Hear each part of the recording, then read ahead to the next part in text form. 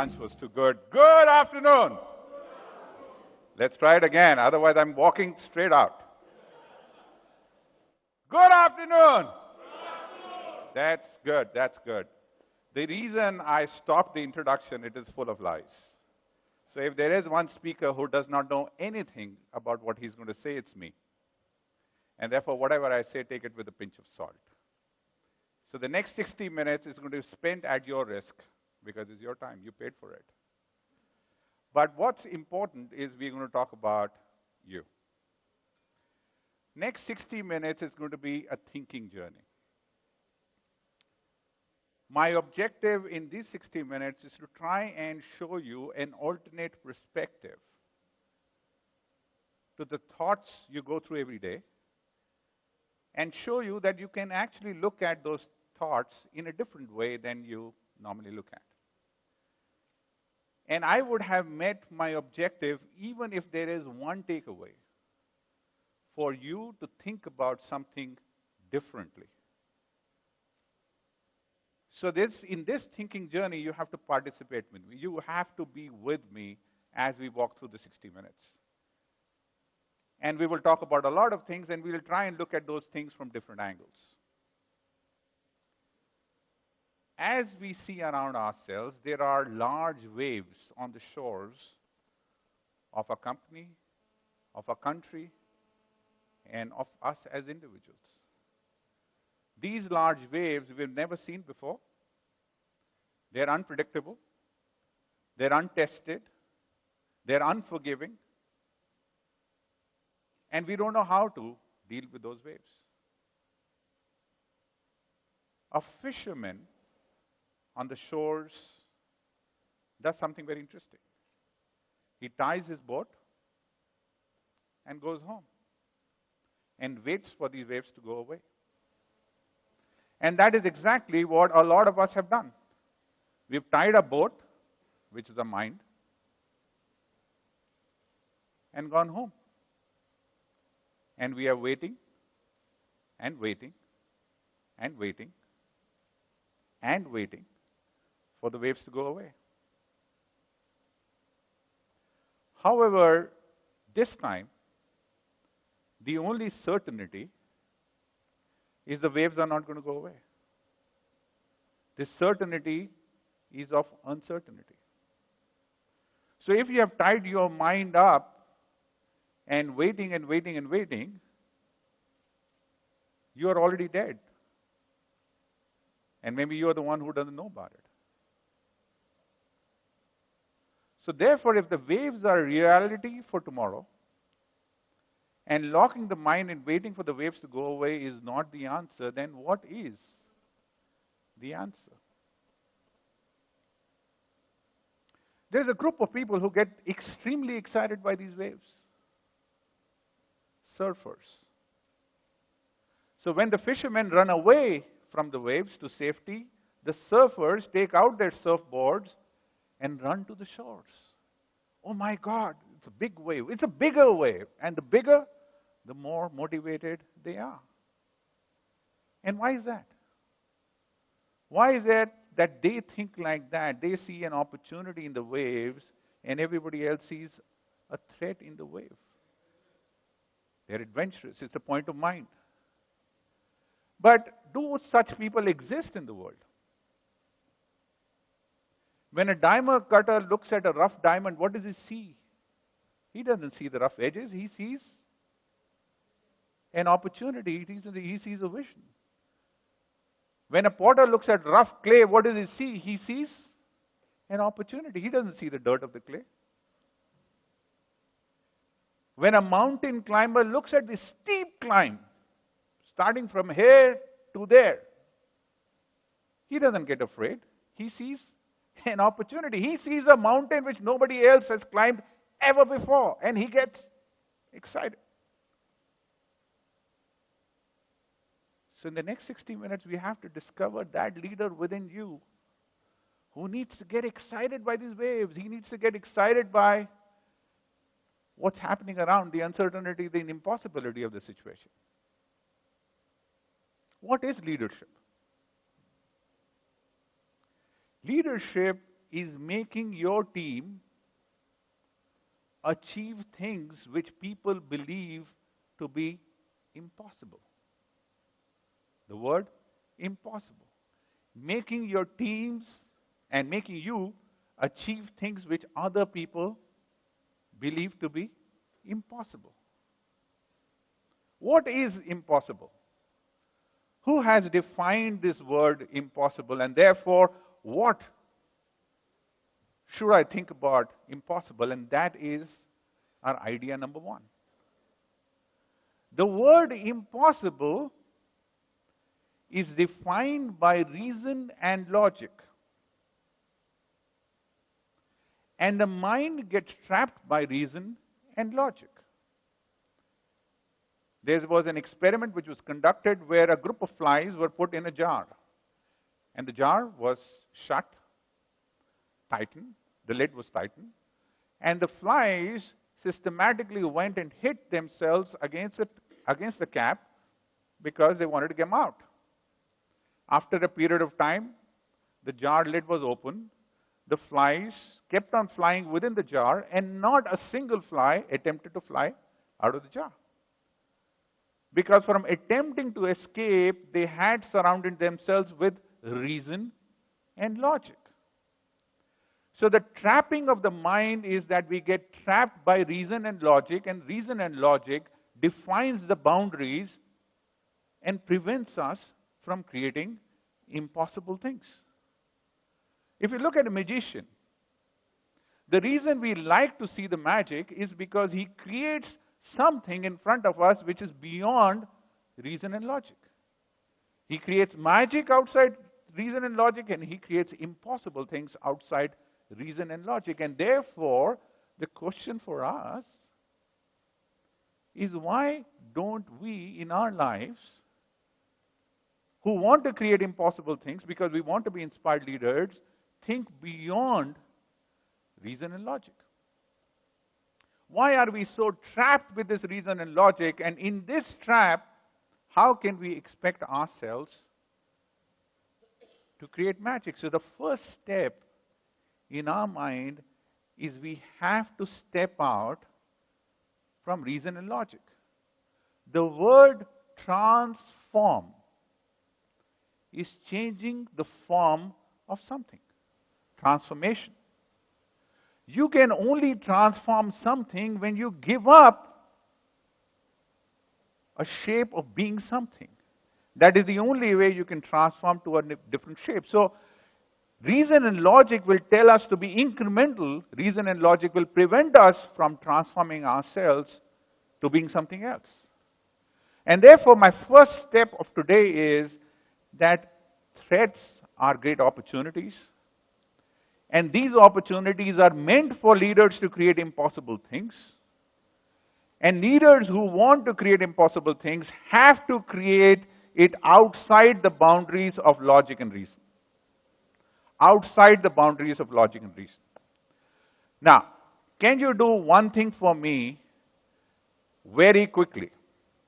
Very, very quickly. Would you do it? Yes? I will count from 10 to 1. And before I reach 1, 100% of you in this hall should have done it. Are you ready? Yes or no? Are you ready? Okay. Before I reach 1, I want to see every single one of you stand on your chair. Every single one of you stand on your chair. 10, 9, 8, 7, 6, 5, 4, 3, 2, 1. Now look around. Right? Do you see anybody standing on your chair? Everybody is standing, right? Give you a big round of applause. Now, why did you stand on the chair?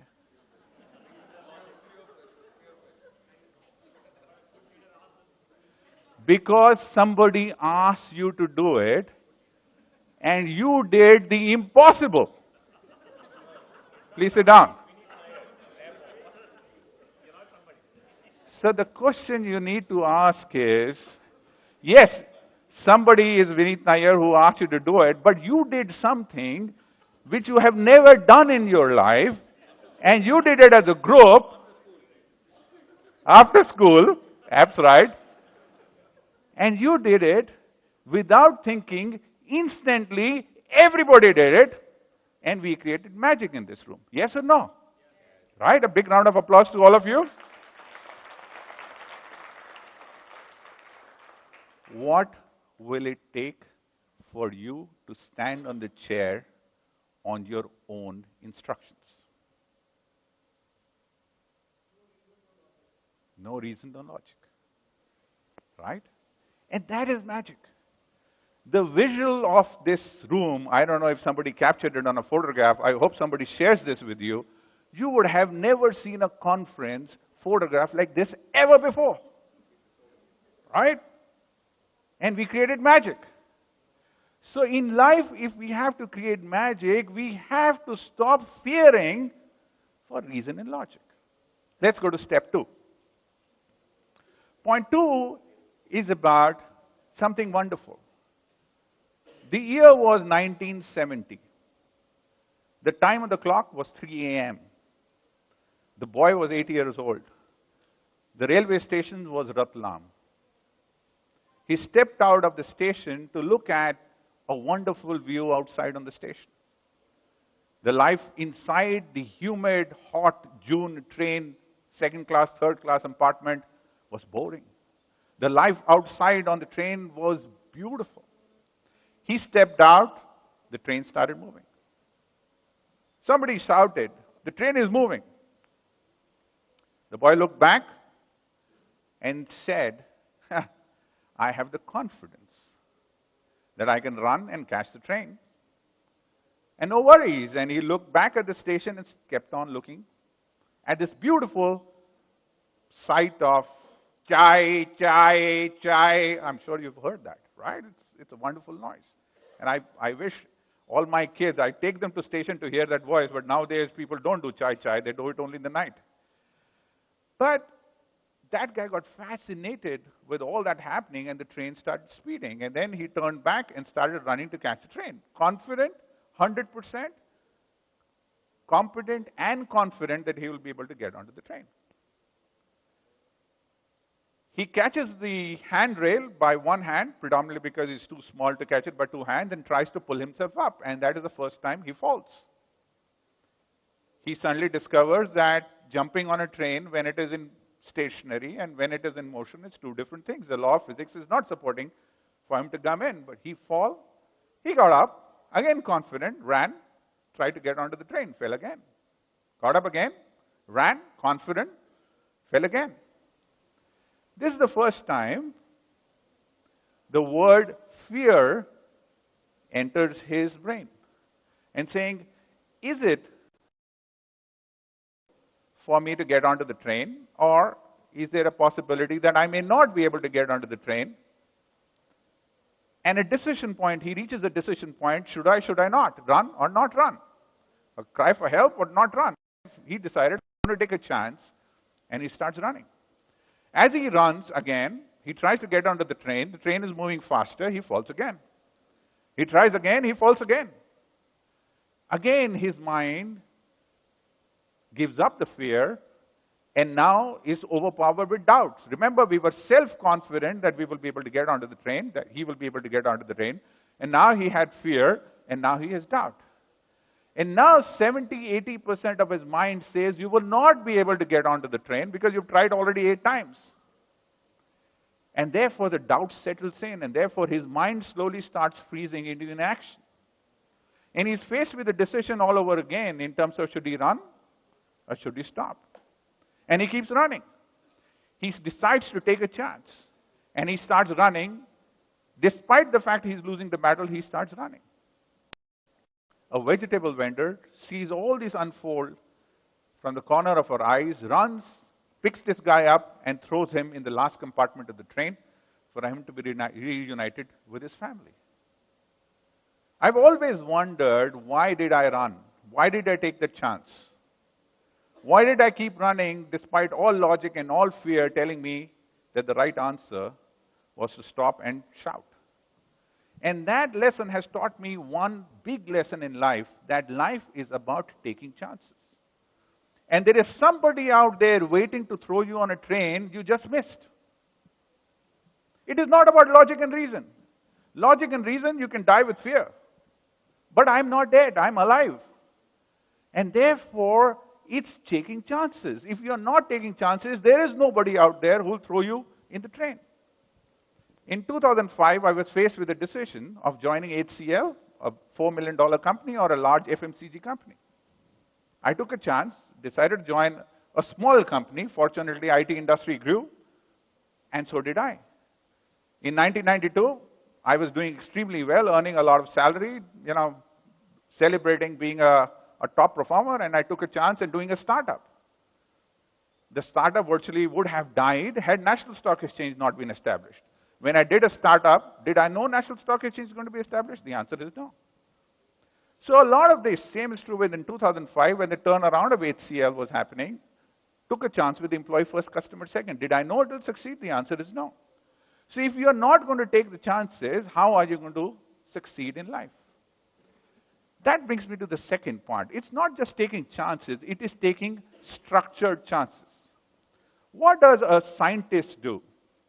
A scientist frames a hypothesis and then goes and experiments with it, and that hypothesis proves to be right or wrong, and then frames another hypothesis, and through these hypotheses and through these multiple experiments, a scientist creates an invention.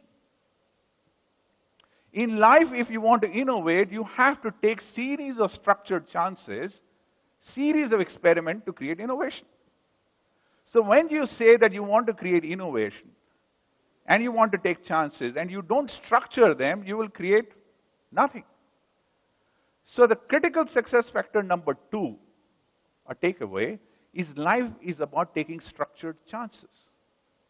Whoever has said that both your feet should be on the ground should get his mind checked up. In my mind, one feet should be on the ground, and the second one should constantly be experimenting, exploring. What else is there in life for you to test? A mountain climber, what is he doing? He has one foot firmly wedged into the crevice, and the second feet trying and testing what else is there. That is the only way a mountain climber can climb.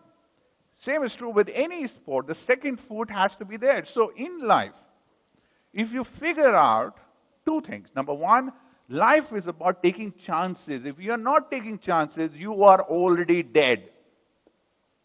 However, it is not about just taking chances, it is about structured chances. So every day, every minute, every moment, you should be taking chances. You took a chance. When I told you to stand on a chair, you stood on a chair, you took a chance. So structured chances results into innovation, and therefore life is about taking structured chances. That's the second idea I want to leave behind with you. The third, which is very critical, is this whole convention about what do I really stand for? And in my mind, what is very important for you is to understand leadership is about standing for something. There was a village. There were 2 trees on a village, one right next to the river and one far away from the river. The tree next to the river was very green, very beautiful, had, leaves falling all over the river. The children will jump on the trees, and, the elder will sit on the shades of the tree, and people love the tree. Far away, there was a tree which was not beautiful. It was really ugly. It had this stick kind of thing. It didn't have any leaves, and people hated it. And that tree was far away from the river, and one day a storm came in. And the villagers assumed that the dead old tree would be dead, and they will cut the woods and celebrate in the night, and their beautiful tree will survive. They went to the river. They saw that the tree next to the river had died, and the tree far away from the river had survived. The reason was that the water was easily available to the tree next to the river, and therefore the roots were shallow. It was beautiful from the top, but shallow from the bottom. And first sign of adversity, that tree was dead. It was history. It didn't exist anymore. And the tree which existed far away didn't have the water and had deep-rooted trees, was ugly, but stood for something. So if you want to be a leader, if we want to lead and create the impossible things we talked about, you have to stand for something. What is it that you want to stand for? What is it that you will focus and say, this is what I stand for and this I will not compromise on? Most of our life, unfortunately, we try and be somebody else. And therefore, we do shallow things. We do something for money, we do something for looks, we do something for position, we something do because somebody else is doing it. And our life is constructed on shallowness. If our life is constructed on shallowness, how is it that we will ever stand for something? And if you don't stand for something, the waves which you are coming in, how will you withstand them? So the fourth idea there is that if you really want to lead a group of people, first develop deep-rooted conviction about something. I have deep-rooted conviction about employee first, customer second. Was I criticized within the company? Yes. I was criticized outside the company? The answer is yes. But if you stand firm on your conviction, then people will align with you because they know your views will not change. When Gandhi came into this country, right, he came in 1915. Why did it take him 32 years to get independence? Was Gandhi the right leader? The answer is yes. Did he have the right idea of non-violence to get independence? The answer is yes. Did he want to get independence for India? The answer is yes. Why did it take him 32 years? Because it took him 32 years to convince people around him on his idea, and he stood firm on his idea. And if you don't stand, if you don't have an idea, what do you stand for? And number two, stand firm on that idea, how can you call yourself a leader? Point 5. What is that one thing which you have, which nobody else in the world has? What is it, that one thing you have which nobody else has?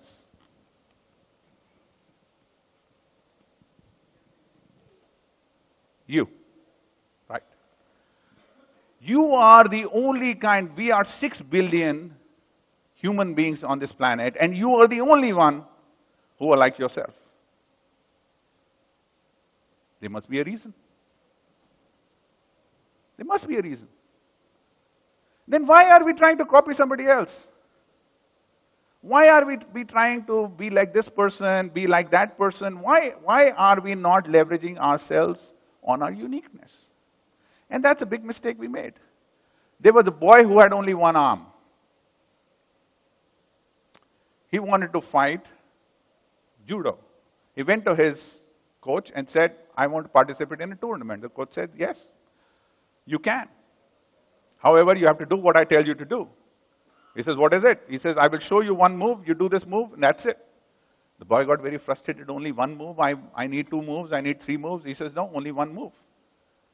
So the boy listened to his coach, he learned only one move, entered the competition, first round, won, second round, won, third round, won. By the time day 10 was over, he had won the tournament. The boy went back to the coach and said, what happened? How did I win this tournament? I only know one move, and I have only one arm. How did I win it?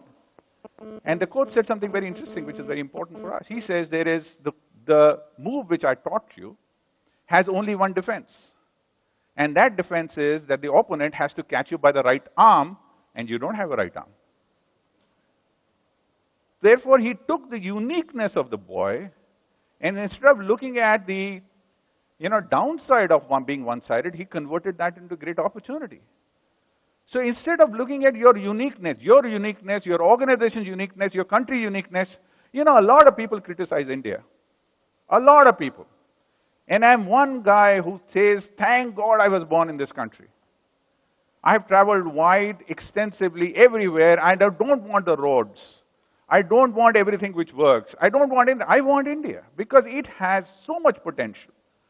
It has so much energy. It has so much positivity. The question is, we need a leader who's going to do something with the positive aspects of India rather than focus on the negative aspects of India. I can tell you 10,000 negative aspects of UK and Europe and US. We don't have that leader. So we need leaders who are going to imbibe your own uniqueness, your organization's uniqueness, your team uniqueness, your uniqueness, and leverage that to deliver something else rather than spend all your time becoming somebody else. Forget it. The reason you are not somebody else, there is a reason, and the reason is God wants you to be unique and leverage that uniqueness to create magic in a unique way which nobody else has created.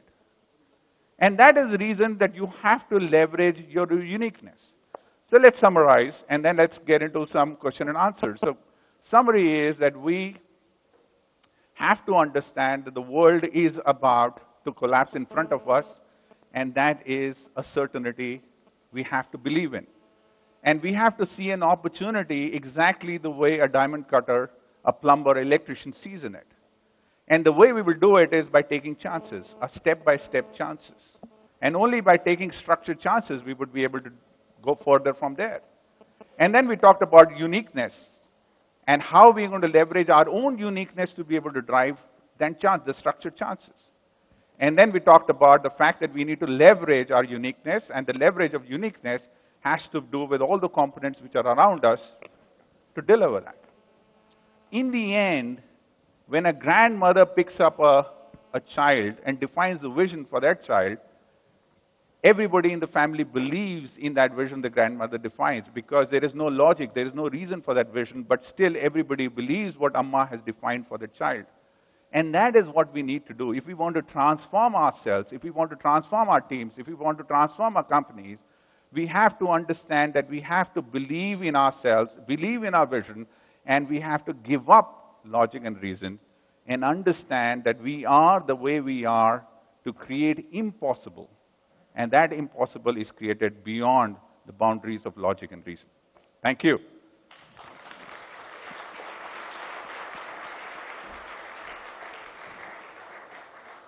Thank you very much, Mr. Nayar. That was really, really helpful. Unfortunately, we are running really tight on time. Can I please request you to stay on stage? Can we please have a token of appreciation from the group?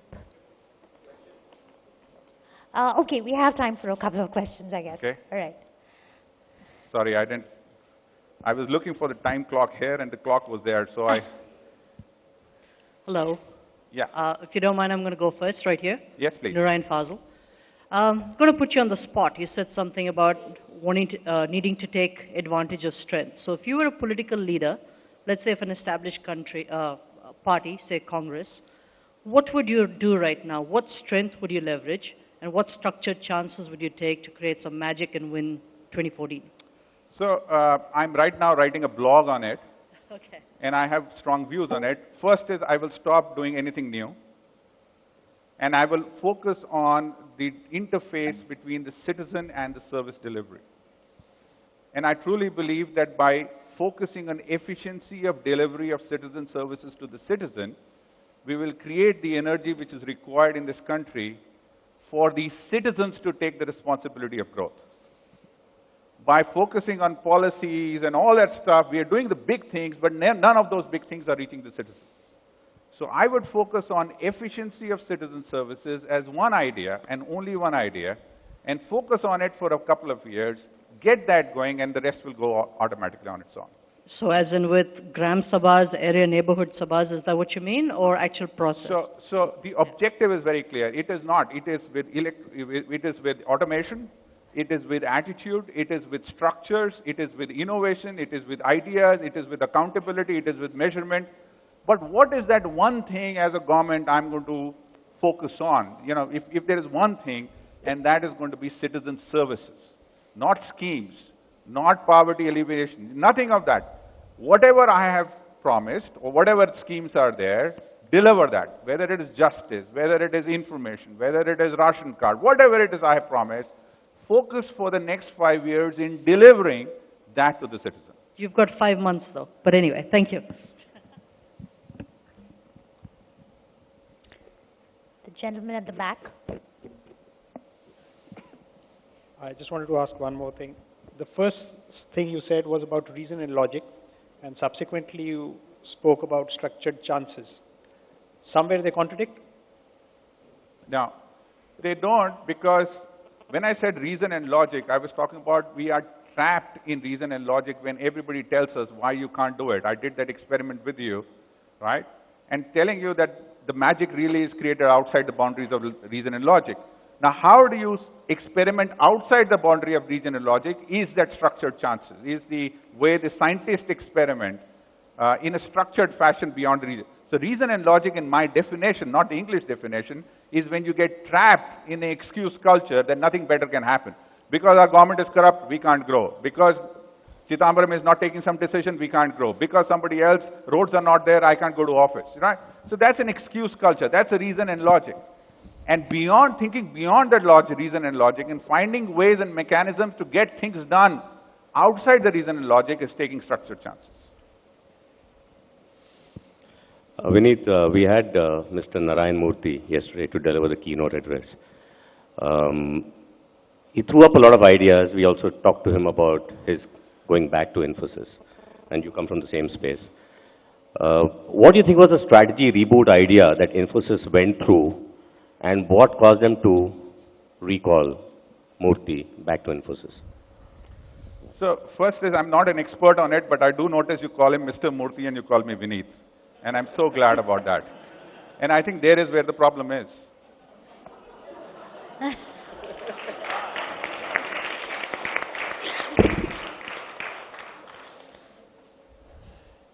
Right? Yes. Surely you can still answer the question, Vineet. Okay, I'll call him Murthy. So it's wrong for me to comment on this, but purely as a management observer, in my mind, if you believe that one person can make a significant change, the company is already dead. Every single day, the employees in a services economy are creating magic for the customers, and the magic is being created in the interface of the employees and the customers. And the business of business and managers have to be to enthuse, encourage, and enablement of that, and therefore you have to celebrate that in the company. And if you don't celebrate that in the company, you will never create the unique value. So the moment you say that whatever happened in the past was wrong, and me as a leader who have suddenly arrived and I will change things, you are taking away the enthusiasm in that interface. Basically what you have to say is that, I really trust you, I really believe in you, I don't think we've done a good job of enabling you to create magic, and actually you are the magician and we are the people who disabled you, and I'm going to ensure that we do everything which is required for you to create the magic. I would say that's a great strategy. See, if you take any of the new leaders who are coming in, right, any of the new leaders who are coming in, Procter & Gamble or across the world, every single person is focused on creating that value through employees. And therefore, their vocabulary is less to do with themselves, more to do with what can I do to enable you to create the value. And therefore, the employee interface and the magic in employee interface and how to get our employees going is a very critical vocabulary in most of the CEOs who are coming and taking shape. And I think that is going to be critical for Infosys to get it right. Whether Mr. Murthy is going to do it or Mr. somebody else is going to do it, it really doesn't matter. I think what matters is what they do, not who they are. And the reason I was picking up on that, because that is the problem. When CEOs get ornamented and have this whole halo around themselves, and they are this incarnated, gods who are supposed to come and fix the company's problem, and they start believing that that's what they will do, they're dead. I am not saying Mr. Murthy is like that, but I'm just saying in principle, you have to understand that the companies are larger than the individuals, and the individuals who work in the company have to understand where in that wheel is their role and enable that role to make success happen. Because in the end, success is about creating magic as a company. And that is success. And that will only be determined by what the employees create. Be nice to me. You're my best friend, Vineet. Mr. Nayar. Vineet, you can, they say that you can sell ice to the Eskimos out there, right? What is that one single sales tip that you'll have for a bunch of sales folks in the audience today? What is one? Sales tip, one tip that you have for sales folks. Yeah, I think in sales, what is very important to understand, it really doesn't matter what you have to sell. Because the moment as a sales guy you think about, this is what I have to sell, you'll get it wrong. the way you have to sell anything you want to sell in life is to start with the person who's buying, which is what we did today, right? What did we do today? We started with you. So there was a couple of comments I wanted to make, but I wanted to make sure it was meant for you. So you have to start with the other person. And you have to work with that person and navigate through his thinking and bring him closer and closer to what you have to offer, rather than sell him how good you are. You know, so a sales guy who starts his sales from what you have will fail. A sales guy who starts with what you want and discusses with you of how what you want should be changed, and then brings that as close to possible as what you have, that guy will succeed. So that's the difference between what I call a good sales guy, right, and a bad sales guy. Or what I call a bulty sales guy. Bulty sales guy is all these brochures. Sir, I have this. No, I don't want it. No, I have such this. No, I don't want it. No, I have this also. So that's a bulty sales guy. More evolved sales guy, if you don't have something to sell, don't sell it. You will get a time, but work with that person. Work with the person what he wants. And work there. Work in that region. And slowly and steadily, you will evolve a product which that person needs, or he will come around to what you have to offer. So, that match will happen. But demonstrate huge amount of patience. Otherwise, it will not happen. Okay, I have a question. Are leaders born or are they created? I think first is leaders are neither born, neither created. Leaders have to earn the respect to lead every day. So if you call a leader, he's an ornament called leader, he can lose it the next day. Leadership is an art, an attempt, an effort, which somebody has to make every day to earn the respect and the right to lead the people he's leading every day. Now, some days he gets it right, and some days he atrociously gets it wrong. And the conviction you have that that's the business you want to be in, which is leading people, despite the fact you fall sometimes, or you don't fall sometimes, is what makes or breaks a leader. So he's neither born, neither learns. It is just the fact that he focuses on it again and again, and some days he gets it right, and some days he gets it wrong. It's a day-by-day thing. It's not it's not an ornament you get and you're saying, Mr. Nayar, you are a leader, and Mr. Murthy, you are a leader. There's nothing like that. You have to earn the respect and the right to lead every day in every situation. It varies. Okay, thank you so much. Questions?